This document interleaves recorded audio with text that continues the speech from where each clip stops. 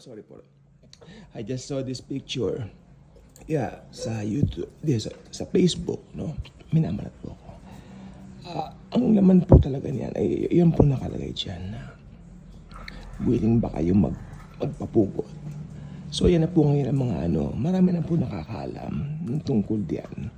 Dahil ako naniniwala po ko na anytime now, mangyayari na po lahat ng yan. Pero syempre, magra-rapture muna po bago po.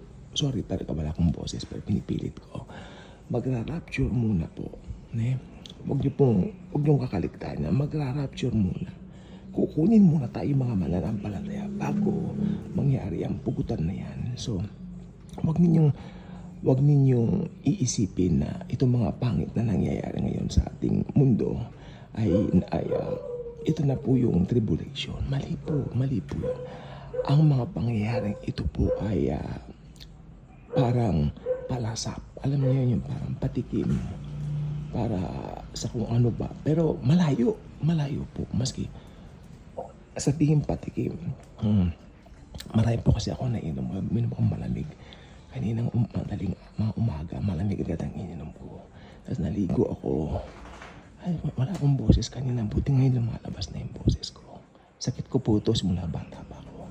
Pero matigas lang daw talaga ang ulo ko.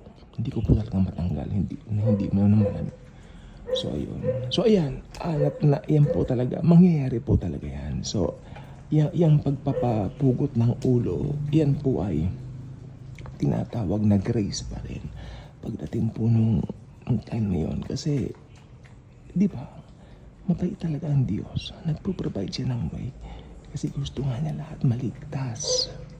Ayaw niyang wala ang boses ko. Ayaw niyang may maiwan. Hanggat maaari. Pero, yung mga naiwan, choice po nila yun. Okay, kanina po may nabasa po. Kanina ko pag gustong sagutin, kaya lang yan talaga akong boses. Pero pipilitin ko. Paano rin yung mga hindi nakarinig? Imposible po yun. Kahit saang lugar po may mga nangangaral ng salita ng Diyos. Ng gospel of Jesus, na pure na grace. Imposibleng wala nakarinig. Makakarinig pong lahat bago dumating yung rapture. Hindi po pwedeng hindi. Hindi po pwedeng kontrahin ng Diyos ang kanyang sarili na paglalaban-labanin yung mga salita po. Mangyayari po yan. Ito po ay nakatakda. Nakatakda po yan. No, talagang may gusto pala akong sabihin. Wala lang akong boses pero pipilitin ko.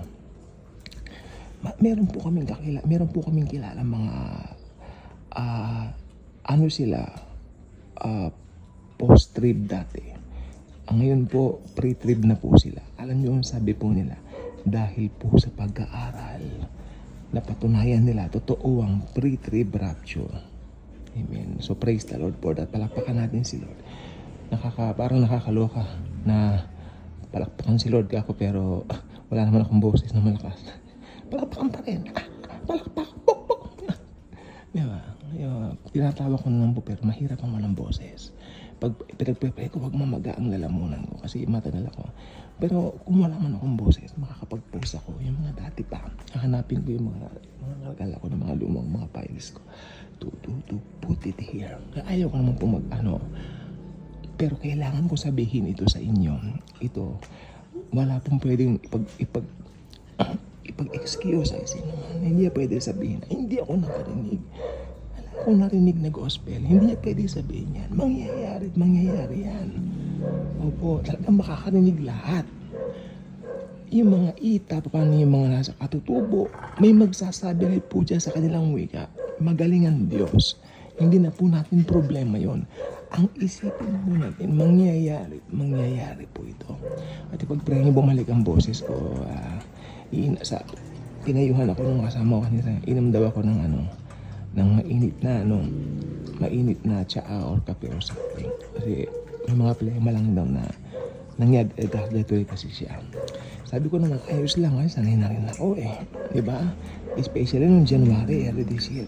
Mas lalong wala akong voice na mamagapang na lang Pero ngayon mas okay.